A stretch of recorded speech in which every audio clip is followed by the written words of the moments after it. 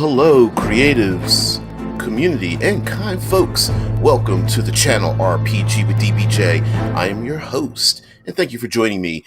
This is the only channel, TriCast on the internet, in which this live form, unscripted podcast is brought to you, where we take something and we deep dive into it all week long. Sorry about that. Get a little tongue-tied every once in a while. Hello there, Cam, and everybody else who joins us. I thought we would go back a little bit in time and bring up something that I had once done before, which is once did a series on a daily basis of taking the classic Dungeons and Dragons classes and world building with them. And I said, you know what? I haven't revisited that in a long time, especially in this open format that we have here. So for those who do not know, the channel is live across 3 platforms: our own Discord server, YouTube, and Twitch. So if you'd like to participate in the show or come in live, and if you're unable to, you can absolutely drop a comment in later on. All the information is located below the videos. All right, we're going to start off with the Bard. Oh, Deadman, thank you very much. Deadman says it's been 2.5 years. It's been a while. It's been a while since I did all the classes, and so you guys are going to help me out with this. And back then, I called it. I ended up calling it a cutting class series, or maybe generally, but we're going to get into that. So we're going to basically take some scissors and imagination, using our imaginations, cut them up, figure out what we're going to do. So we're going to start out with the Bard, the much maligned. Some people love it, some people hate it, but very few are right in the middle. We're going to start out with the Bard, and today is Monster Monday. Also, during this 5-day-a-week broadcast, we take each day and subdivide it, have a different theme. So with today being Monster Monday, I thought we would talk about bards and monsters and NPCs and creatures that kind of fit into that category. So one of the very simple stereotypes of bards is that they are like minstrels, they're entertainers, they play musical instruments, but more generally, they are the charmers. They are the charismatic ones. They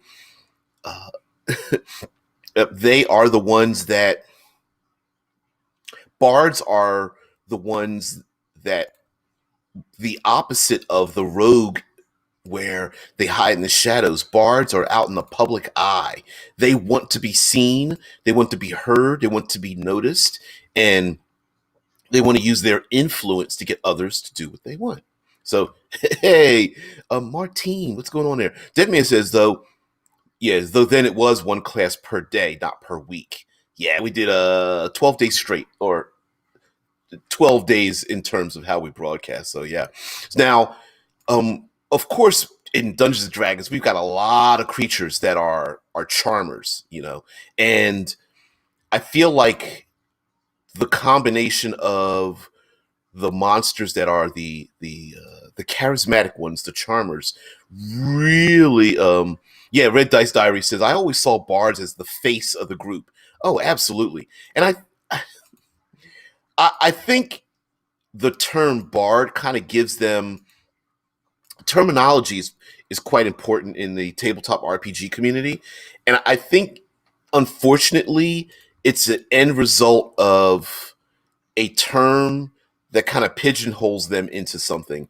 Because for me, like Red Dice considering them the face, for me, bards are artists to the extreme, going so far as to, painting and flower arranging and dance and, public speaking and, everything from politicians to military commanders to instructors at colleges or something. Like, I mean, they're even called bardic colleges, although we don't tend to associate the word college and university with bards, but I tend to find that the the music playing individual in the middle of combat's a little bit ridiculous, but I love the idea of the storyteller. There's a role playing game called Within the Ring of Fire, and the unlike the dungeon master game master, there's someone called the Flame Tender, and the player characters and NPCs are called like embers. And I love the idea of like sitting around like a fire and someone's telling a story. And I feel like bards fill that role as well, where they're the smooth talkers. They are the ones who announce the arrival of a noble. They're the ones who tell ancient stories of the ancestors around a campfire, and they are the public speakers in a religious institution. You know, they're the salesmen and sales women as well. And so I feel like there's something we can do with bards in terms of getting rid of some of the stereotypes and establishing them as as a primary focus. So there are a lot of monsters out there that, as a game master or a dungeon master, they can be a little bit problematic to use because the ability to hypnotize, charm, use charisma to get what they want has always been problematic in every role playing game because it's a way to take agency away from the players. But that being said, using mythology and history, there's still a lot of charmers out there, harpies and lamias and just vampires. Even there's a lot of hypnotizers and very incubus and a succubus and all that. So I think it behooves us to make sure that we really leave them in the game, but talk with your players in terms of the role of agency. Like, do you trust your players to act in accordance with a failed saving throw to be charmed or hypnotized? Or is it the kind of thing where, as a dungeon master, you have to step in and take control of the character? And do they agree or do they prefer to use it that way? In my group, we always basically, we passed notes and things, and we allowed all of us to act in accordance with the charming ability in general. And lots of charming creatures or monsters and whatnot are, they can get a little bit lazy. They like to let other people do their things for them. So, yep. Yeah, like Deadman says, the United States had drummers and trumpeters in the army. Oh, music and you can go for like throat singers, or I'm I'm imagining people in the mountains in the Nordic region with these giant long these long ass horns. Not exactly sure what they were used for, but pretty daunting to have somebody try to blow in those. There's even videos of people on farms using different types of throat intonations to get the cattle to come back without having to like chase them down. You just start to yodel or sing or something like that. So bards fill bards and artistry in general fills a lot of our niches. And art itself, we don't give a lot of credit to the passion industry, which bards are really part of. So we don't give a lot of credit to the idea of people people murder and kill over the application of and destruction of their symbols of their society, whether it's in music, art, fashion, and that kind of thing. But that's pretty much a mainstay of our own society, but very difficult to put into a role playing game. But we'll figure out how to do it. Red Dice says, "Well, I know Vikings apparently used horns for drinking out of." Yeah. Well, not only that, but the idea of someone standing around like a table and everyone like a Viking table where everyone's eating and everything, and then someone takes their horn goblet and knocks down on the table and stands up and starts to recite, the tales of the gods, or like maybe the past glories of a battle. That individual might be the individual that gets everyone's juices riled up, gets the people heated, starts telling a story that gets everybody like chanting, and the classic television or movie chant, wherever for some reason everyone's practiced it already. But getting everybody like to raise their fist in the air and give a hoot and holler and whatnot. And that's where bards sit. Bards are the passion economy, basically, in role playing games. And so I like them for that, as well as the fact that some people are just better in a social interaction. They like interacting with people, and bards kind of fill the role of, hey, I might not be at the forefront, but I sure would like to fight back to back with you, or side by side, or be the person that helps support you. And so bards have kind of fallen into that support role, and I like it. They solve problems not using. They're like the jack of all trades, and they are problem solvers without using direct methods of doing the most damage in combat, or being the most exploratively trained characters, but they sure are dominant in the social arena. Probably second only to the rogue, who might actually be a little bit slightly more dominant mechanically. Andres Martin says, I like the vision of some of these monsters in Eberron. A harpy song was used in the Monster Nation to mark the passage of time. It uplifted the morale of workers. Yeah, keep the more aggressive ones in line. Oh, hell yeah. Hell yeah. And that's, I think, as far as using like monsters, like charm monsters, it would be a good idea to use them. I love that image there, the red dice here.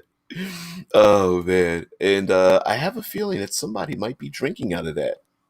Mm-mm-mm. But there is a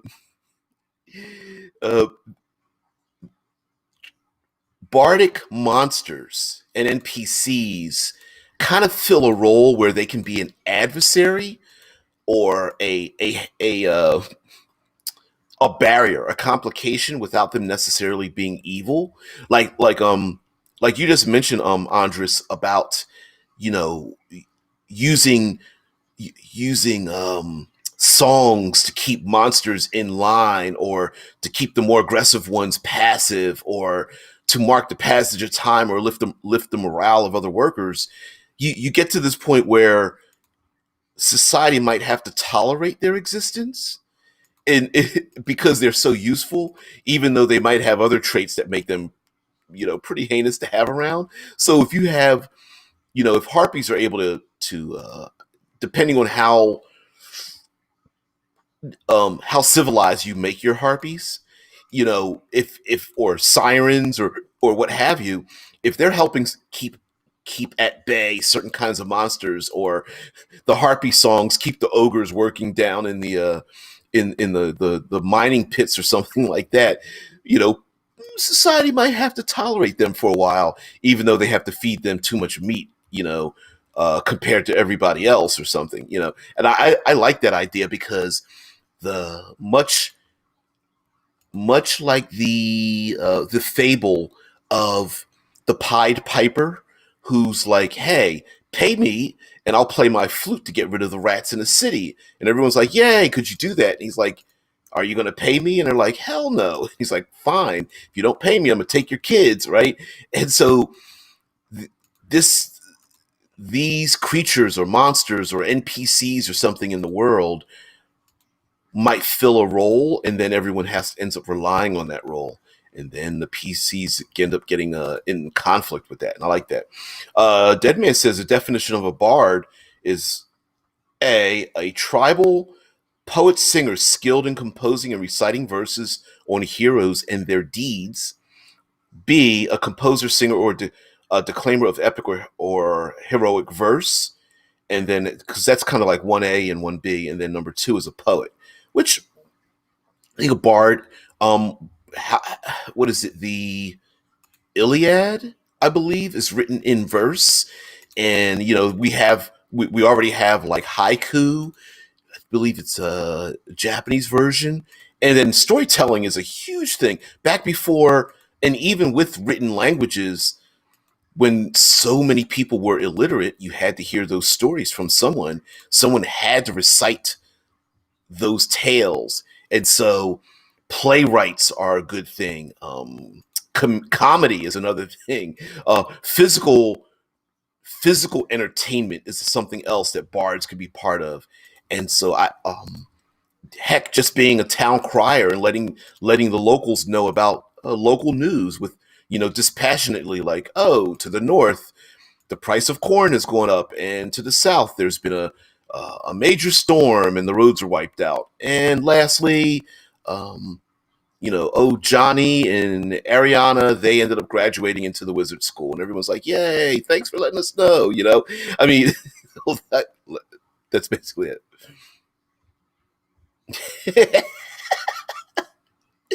You're so funny. Yeah, Red Dice Diner says, "Well, it can fit a whole bottle of wine in it."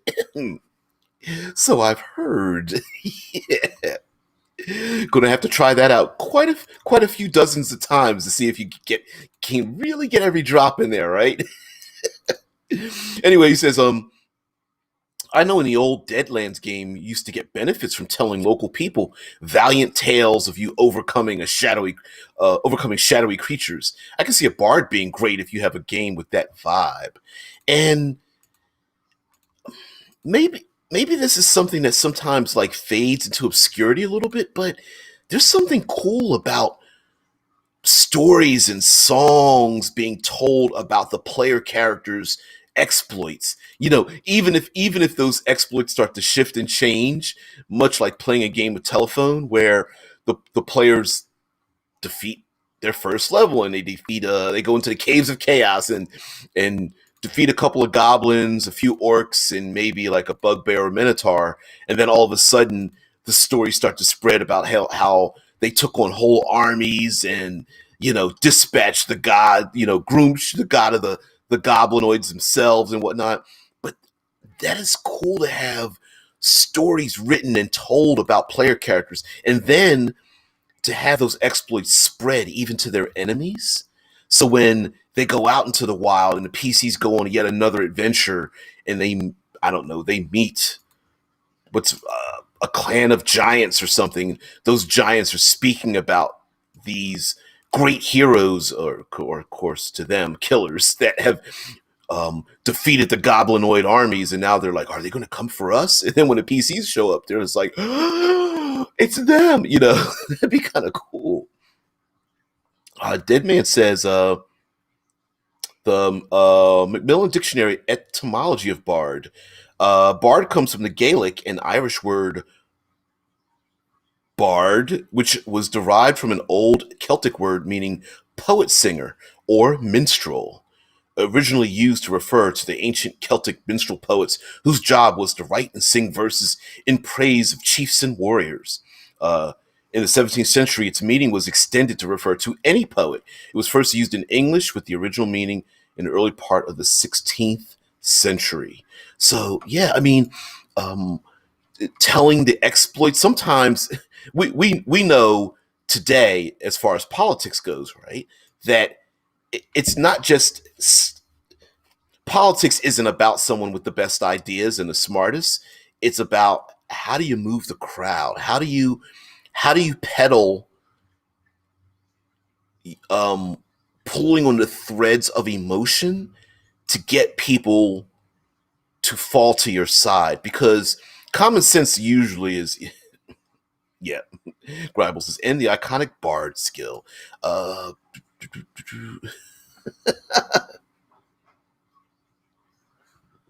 that's funny. Yeah, yeah. Yeah. That's hilarious. Yeah. It's a nice NPC villain you got there. Would be a shame if someone seduced them. Yeah.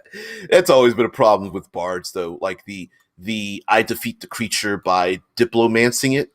A lot of games have a little bit of a difficulty in terms of reconciling combat versus social interactions, but we'll get into that probably tomorrow or world building. Um, Red Dice says I could see replacing or supplementing D&D style carousing rules to get extra XP with your group. With your group getting experience points depending on how epic a tale of their deeds they weave. Yeah, even having um the fish that got away contest where each person is trying to tell the biggest tale to the crowd without going so overboard that they're like, "Oh, that could never happen."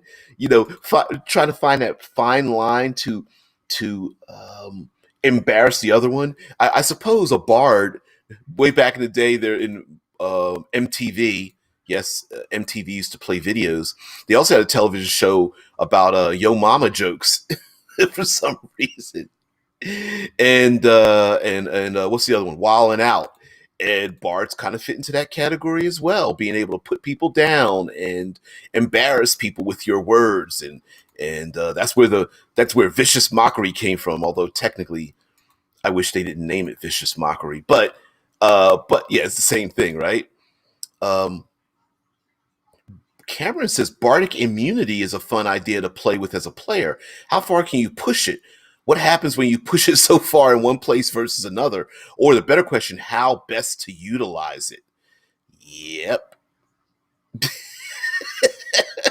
Yeah, Red Dice says, I killed an ogre and it was this big, I swear. Yeah. And then the ogre sitting behind you, like, how big was I? You're like, dope. Cameron says, I've always thought the horny bard was weird. Don't they have all the mind control spells? Yeah, it's a little problematic.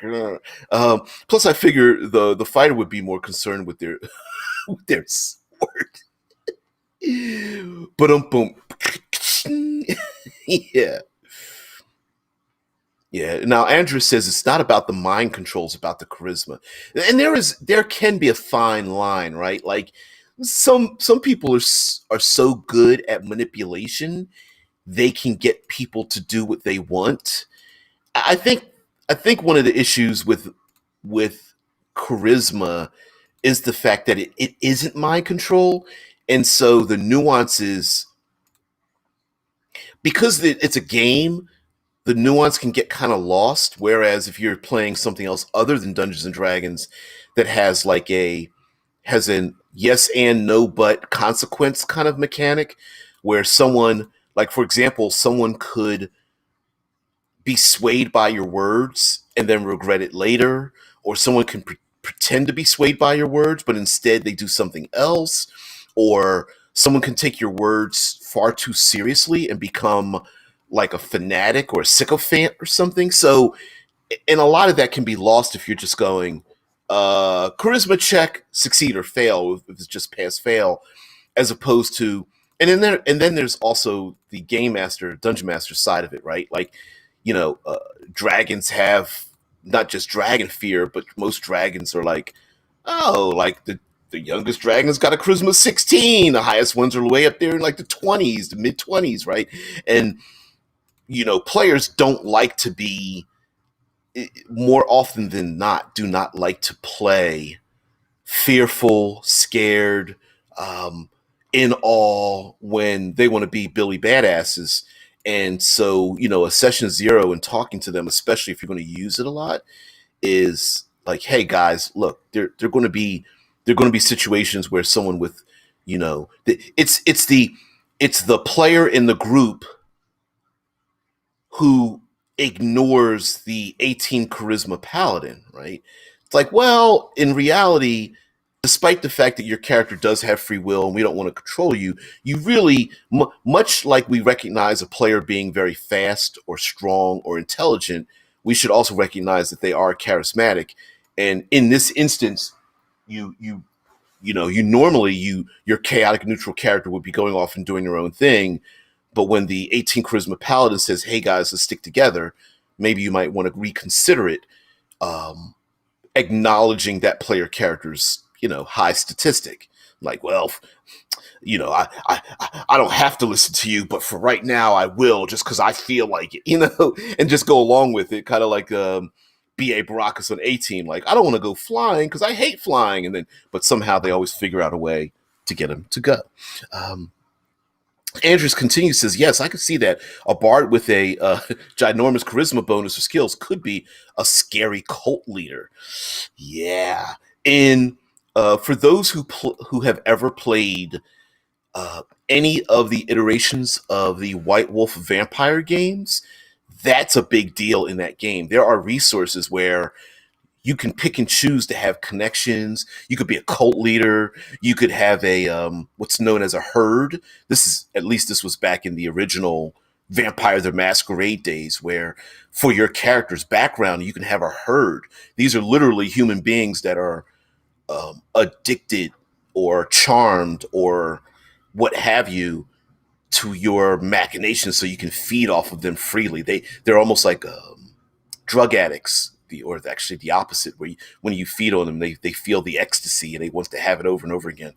And we often don't include like henchmen and followers and retainers in our Dungeons and Dragons, but it would make sense for your bards, your paladins, your rogues, your some of your high charisma characters. Heck, even we often call it a dump stat, but a fighter who has a higher charisma, 13, 14, 15, I think it would behoove them to have a number of people who are, if not loyal, just hey, you need help, just call us when you need us, or it's, hey, there's Julianne came back into the tavern. Hey, she was our military commander, quite a few years ago when we were in that mercenary group. And what do you have to tell us today, right? Having charisma is like everything skill wise, charisma, persuasion, deception, performance can be a passive skill. And granting that to players as a passive skill, I think would give it might alleviate some of the I'm going to do is charm my way through the adventure. And the same could go for a lot of your charm monster types, where they're able to navigate through the world without necessarily having to without the dungeon master needing to roll dice to see who they dominate, but just by virtue of their existence, others follow them or are fearful of them or are, again, fanatically serving them, or they are leaders of industry and want to parlay with them when normally it makes no sense to parlay with a like a naga or something like that. Yep. Like Deadman says, like Klaus Hargreaves from the Umbrella Academy being the bard of the group. Yeah. Despite the chaotic neutrality of Klaus, who in the second season, not giving too much away, in second season of Umbrella Academy, does accidentally become a cult leader. Um, Even the family members who are frustrated with him still have a soft spot for him, right?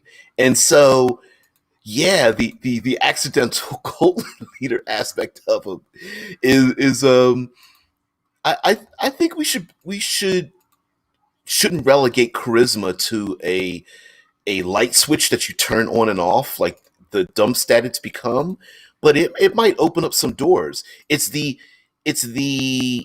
James Bond of the gaming industry, right? Where it makes perfect sense for the bad guy to put a bullet in the back of James Bond's head, but James Bond has a couple of words, and there's a femme fatale who just so happens to leave a key so he can be released. Or yeah, sure, James Bond should be killed, but the bad guy is like, I wonder what else James Bond has in store. Let me interrogate him just a couple more hours, giving him a perfect opportunity to escape. So yeah, charisma is a very passive skill. Some people who seemingly may not be attractive, or may not, have the right fashion sense, or even speaking ability in our society, sometimes have lots of charisma and people listen to them.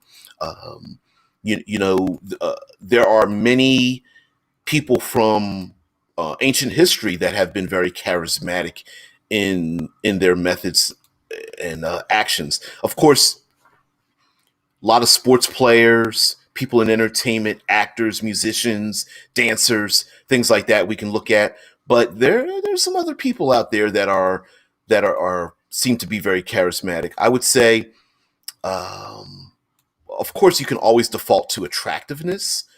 I'm trying to think of someone or people who are not very attractive, and I'm trying to stay away from politics, but who are very charismatic. The things they say and do. I suppose reality television has kind of done that with some people. The Kardashians is a good example of Prince. Ooh, yeah, yeah, yeah. I didn't mean to use foul language there. there. Hey Martin, when I brought up the Kardashians, I'm with you on a Prince thing. Let me rewind this.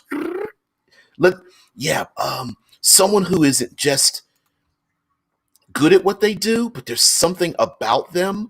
Like, Prince got away with being um, pseudo sexually fluid, and still had a lot of fans at a time where that at a time period during the 80s where that might have been seen as a little bit problematic. So yeah,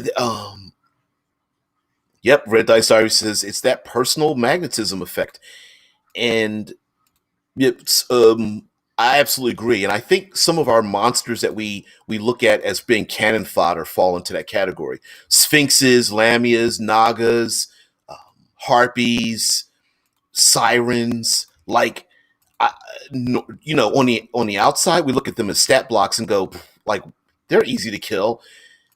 But I think there's a subtlety to it, right? Where people are drawn. The reason why hags aren't killed out in the wild is because people are drawn to them, and what they have to say. Sure, the angry mob wants to go out and kill the old hag in the swamp, but then they get out there, and the hag starts to beg for her life. And then someone's like, we shouldn't kill her. We should make an example of her. Yeah, let's bring her back into the town square. And the hag is like, ooh, survive that for at least a couple of more hours. Now if I can just pull something else out of my ass, right, to extend my life. Something a dead man kind of makes me think of when it comes talking about Klaus Hargreaves from the Umbrella Academy is that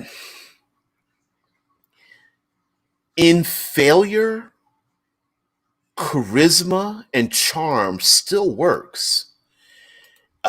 Much like my example of James Bond 007 being captured by the bad guy, but being able to live yet another day. There are people. For example, an example would be player character wants to charm guard to be let into the city state. Player characters look the epitome of something they would never allow into the city. Player character says, "Hey, I want to charm the guard to let us into the front door." Now, success might not appear the way it might not be a pass fail. So, for example, the city guard might go, "I don't like your look, but come with me, and I'm going to go and put you in a room so we can interrogate you later."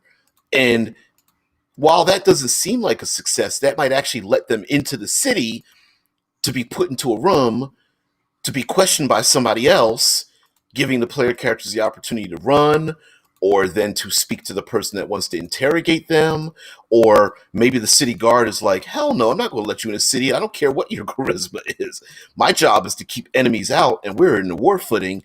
But somebody else overhears it and says, hey, I know you're trying to get in the city. Psst, there, it's on lockdown, but I can get you in. Where charisma may not necessarily be in direct confluence with the person in front of you, but might spread around you.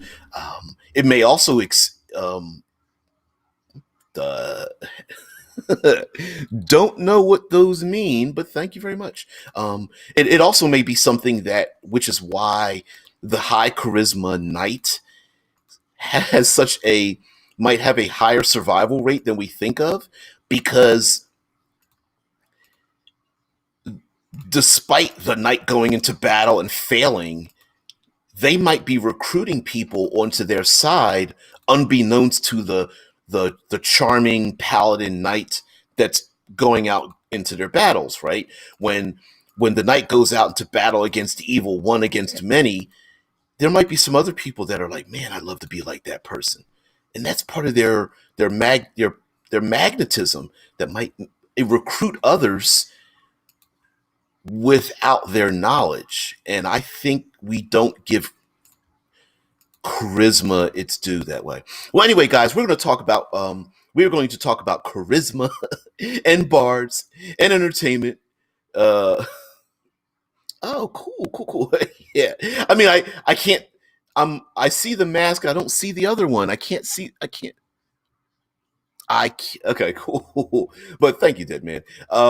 Anyway, guys, thank you very much for joining me. We're going to go further into this on Trope Tuesday and World Building Wednesday and Third Pillar of Exploration Thursday, Future Friday.